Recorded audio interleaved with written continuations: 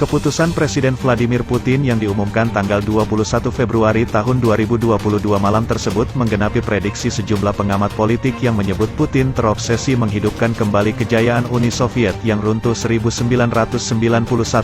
Pengamat politik menduga Putin tidak berhenti setelah mencaplok Donetsk dan Luhansk, tapi akan melebar menginvasi seluruh Ukraina atau mengganti pemimpin Presiden Ukraina agar tetap dalam lingkaran Rusia.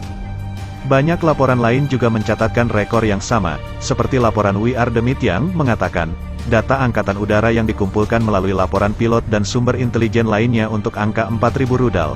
Pesawat mata-mata ini pernah terlibat dalam Perang Korea, Perang Vietnam dan Perang Dingin.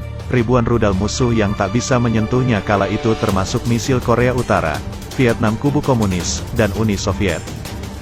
Pertanyaan besar di benak saya adalah apakah Putin akan mengatakan, misi tercapai.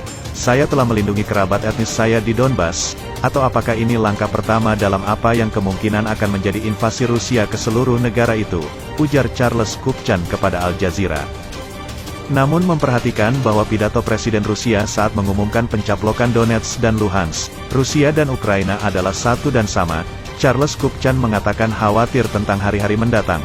Bagi saya itu terdengar seperti landasan ideologis untuk masuk, menggulingkan pemerintah dan membawa Ukraina ke dalam lingkup pengaruh Rusia, katanya. Menteri Pertahanan Ukraina Oleksiy Reznikov memposting pesan emosional di situs web kementeriannya yang memberitahu pasukannya agar siap berperang. Akan ada kesulitan, akan ada kerugian.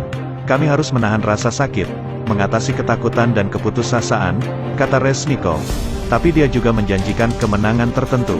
Dalam menghadapi ancaman Rusia, Kremlin telah mengambil langkah lain untuk menghidupkan kembali Uni Soviet, kata Reznikov. Kemarin, Putin, menunjukkan wajah aslinya. Tambahnya, mengacu pada Putin, wajah penjahat yang ingin menyandera seluruh dunia yang bebas. Nyaris semua negara mengecam aksi Rusia ini. Mungkin hanya negara tertentu yang sangat bergantung pada Rusia yang mendukungnya seperti Suriah. Sekretaris Jenderal PBB Antonio Guterres mengecam langkah Rusia mencaplok dua wilayah separatis Ukraina Timur dan dianggap sebagai pelanggaran kedaulatan Ukraina. Sekretaris Jenderal menganggap keputusan Federasi Rusia sebagai pelanggaran terhadap integritas teritorial dan kedaulatan Ukraina dan tidak sesuai dengan prinsip-prinsip Piagam Perserikatan Bangsa-Bangsa, katanya dalam sebuah pernyataan. Serentak negara NATO dan Amerika langsung memberikan sanksi ekonomi yang sangat memberatkan ekonomi Rusia. Tapi kenapa Putin berani menginvasi Ukraina yang didukung Amerika dan NATO? Dilansir dari BBC Indonesia, Putin yang menjadi orang nomor satu Rusia sejak 2000, menyimpan dendam berkarat pada NATO. Putin menganggap kejatuhan Uni Soviet pada 1991 merupakan pekerjaan Badan Intelijen Barat. Misi Putin adalah kembali ke masa lalu.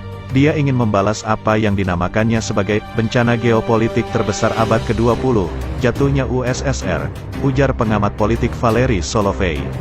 Putin menyaksikan sendiri kejatuhan Jerman Timur 1989 yang diawali dengan tuntuhnya tembok Berlin. Putin bertugas di Dresden, Jerman Timur, sebagai pegawai rendahan KGB, berstatus agen biasa, tak berdaya menyaksikan warga setempat menghancurkan kantornya. Putin menjelaskan sendiri bagaimana dirinya meminta bantuan ketika markas KGB di Dresden diamuk massa pada Desember tahun 1989.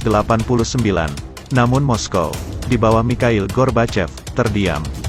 Dia mengambil inisiatif untuk menghancurkan dokumen-dokumen yang bakal memojokkan Rusia di kemudian hari. Kami membakar sedemikian banyaknya sampai tungku meledak, sebut Putin dalam buku berisi kumpulan wawancara berjudul First Person. Putin tidak bisa menerima kenyataan hampir semua negara-negara Eropa yang pernah berada di lingkungan komunis, seperti Lituania, Latvia, Estonia, Polandia, Rumania, malah masuk NATO dan meninggalkan Rusia. Tinggal Belarus saja yang masih setia pada Rusia. Itu pun karena petahana Presiden Alexander Lukashenko menggunakan tangan besi menggagalkan calon kelompok pro-demokrasi menang Pilpres. New York Times melansir Rusia menyebut ekspansi NATO sebagai ancaman, dan bergabungnya Ukraina ke NATO sebagai ancaman eksistensial bagi negaranya. Putin juga menegaskan bahwa Ukraina dan Belarus pada dasarnya adalah bagian dari Rusia. Secara budaya dan sejarah, New York Times melansir ada beberapa faktor yang membuat Putin sekarang berani menyerbu Ukraina. Pertama, Putin sudah 22 tahun berkuasa untuk membangun kembali militer Rusia yang diyakini bisa menggentarkan NATO. Bahkan Putin dan anteknya Alexander Lukashenko menyaksikan latihan peluncuran rudal balistik hipersonik, Sabtu tanggal 19 Februari tahun 2022. Rusia mengklaim punya sejumlah rudal balistik hipersonik yang disebut tidak bisa dilumpuhkan rudal anti-misil milik NATO.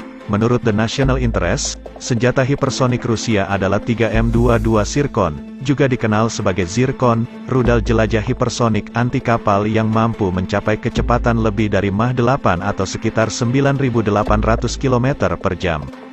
Lalu ada Kinzhal, rudal balistik berkemampuan nuklir milik Rusia yang diluncurkan dari udara. Rudal ini memiliki jangkauan lebih dari 3.000 km dengan rekor kecepatan mencapai Mach 12 ketika diluncurkan dari bomber Tu-22 M3.